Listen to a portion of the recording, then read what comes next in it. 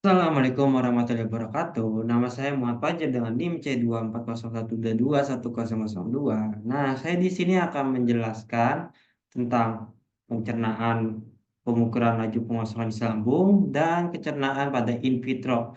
Nah, sebelum itu saya akan menunjukkan semacam infografis yang saya buat untuk mendapat gambaran secara besarnya sebelum saya menjelaskan secara detailnya. Nah, perencanaan in vitro. Nah, sebenarnya bukan perencanaan in vitro, ini sebenarnya ada dua, yaitu pengukuran laju pengosongan lambung dan perencanaan in vitro. Tapi boleh disingkat jadi seperti ini. Nah, untuk asesmen sendiri, Karanya Sukanto. Habis itu, ya ini ada nama saya. Kita mulai aja langsung di definisinya secara singkat yang saya kutip dari Zidni et al. 2018. Nah, ini dia. Nah, laju pengosongan lambung merupakan waktu yang dibutuhkan oleh ikan untuk mengosongkan isi lambungnya setelah mengonsumsi pakan. Nah, lalu ada faktor yang mempengaruhinya. Faktor yang mempengaruhinya itu ada suhu atau temperatur air, ada kualitas pakan, dan ada metabolisme pada ikan itu. Nah, ini masih dikutip oleh itu ya, dikutip oleh Zidni et al. 2018.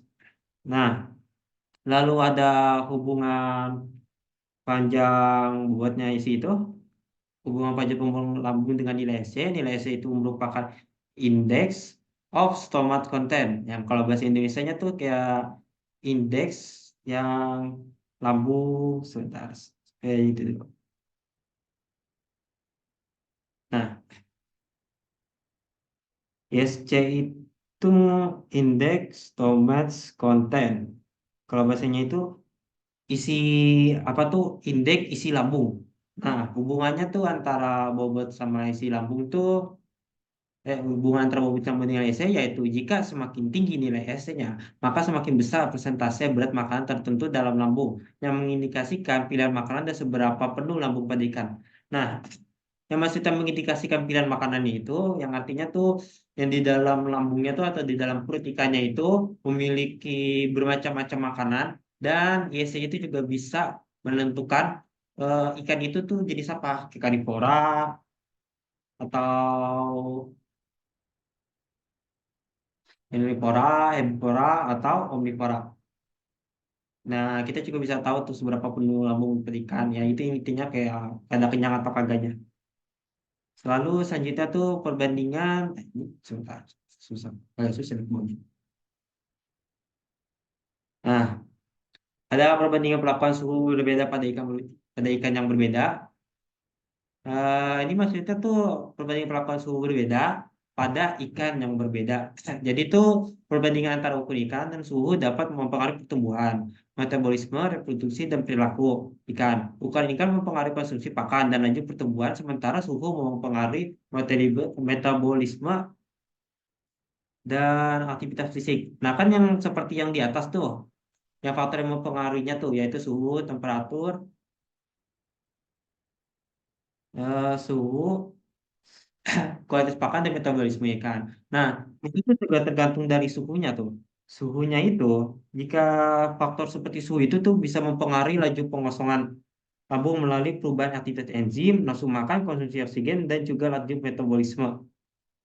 Jadi kalau semakin eh, kayak kemampuan dari ikan mengosongkan lambungnya itu juga bisa dipengaruhi oleh itunya suhu. Jadi tuh kayak suhu itu bisa memperlambat atau bisa mempercepat, tergantung ya suhunya. Kalau bisa suhunya dingin, ikan bisa kayak metabolismenya bisa diperlambat gitu. Dan ya suhunya, kalau bisa suhunya dingin itu dia bisa memperlambat supaya kayak kagak cepat lapar gitu.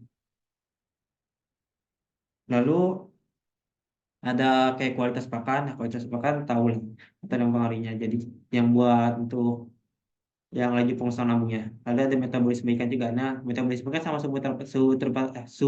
atau temperatur air itu saya saling berhubungan. Yang tadi saya bilang, kalau suhunya kayak semakin dingin atau apa, atau berubah-ubah, ikan kayak mempunyai suatu adaptasi gitu, semacam metabolismenya untuk mengatur lambungnya agar tidak cepat lapar. untuk bisa bertahan lebih lama gitu lah. Lalu ada perbandingan pelaporan suhu berbeda pada ikan berbeda. Kecepatan penguasaan lambung pada ikan. Nah, ini saya tadi maaf tadi itu dari Makroletka 2023 yang perbandingan pelaporan suhu berbeda pada ikan berbeda. Kalau ada perbandingan pelaporan suhu berbeda pada ikan berbeda, kecepatan pengosongan lambung isi lambung pada ikan dipengaruhi oleh ukuran ikan dan suhu lingkungan. Ikan yang lebih besar membutuhkan lebih banyak waktu yang untuk mengosongkan lambung daripada ikan yang lebih kecil pada suhu yang lebih tinggi. Proses pencernaan dan pengosongan lambung cenderung lebih cepat dibandingkan dengan suhu yang lebih rendah. Nah, oh sorry sorry tadi salah. Tadi harusnya kalau suhunya lebih rendah, ikan kayak apa tuh laju pengosongan lambungnya tuh atau proses pencernaan tuh semakin cepat karena tuh ikan membutuhkan energi kayak semacam energi untuk menjaga metabolisme di tubuhnya atau menjaga suhu di tubuhnya untuk kayak semakin untuk semacam adaptasi gitulah. Lalu ada ininya, ya ada plusnya tuh, ada plus yang saya itu, ada plus yang saya ambil yaitu ada Firdaus dan Netal, Firdaus Netal 2023, ada Jit Netal 2018 dan Makura 2003. Nah, sekarang kita jelasin yang bagian kayak intinya gitulah. Sebentar. Sebentar.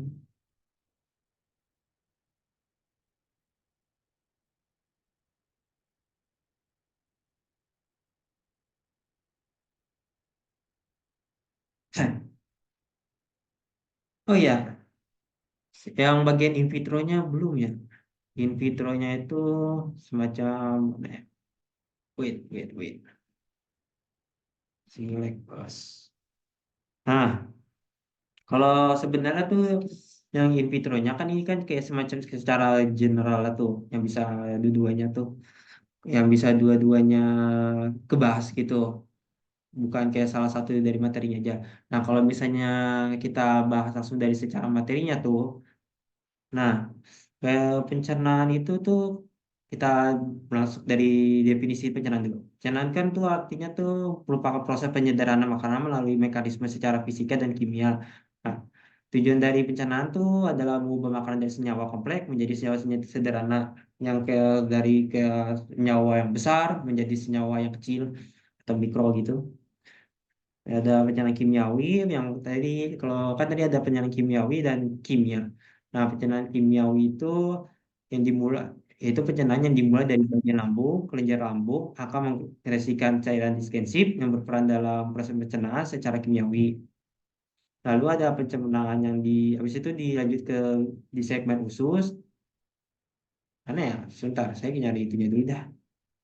Nyari gambar dulu, gambarnya. Gambar organ pencernaan.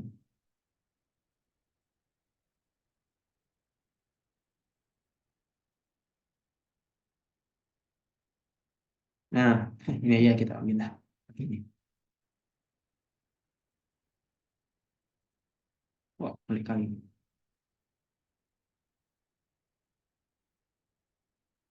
Ada, bisa lah dari sini. Baru muncul. Nah, nah, kalau misalnya dari kimiawi itu dimulai dari lambungnya nih, lalu akan dikasihkan ke cairan digestifnya, lalu habis itu dia akan disempurnakan oleh segmen usus. Nah, segmen ususnya di sini. Ada enzimnya tuh enzimnya. Nah, yang kayak kayak makanannya tuh akan dibantu oleh suatu enzim. Nah, enzimnya itu akan merupakan salah komponen yang berperan penting pada proses pencernaan makan. Enzim sebagai katalisator biologis akan membantu proses biokimia untuk mempercepat proses perombakan bahan pakan.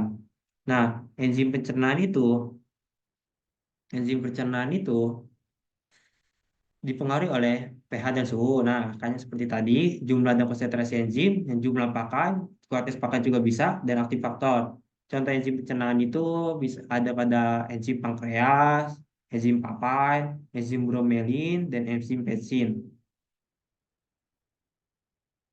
Dah, intinya cuma itu saja yang saya bisa ambil, yang yang bisa saya ambil dari praktikum itu, dan saya sampaikan dari micro teaching itu. Mungkin Mohon maaf jika ada tadi ngomong agak belibet dan kayak masih membingungkan atau emang bingung banget. Ya, Waalaikumsalam. Ya, kalau gitu saya undur diri. Assalamualaikum warahmatullahi wabarakatuh.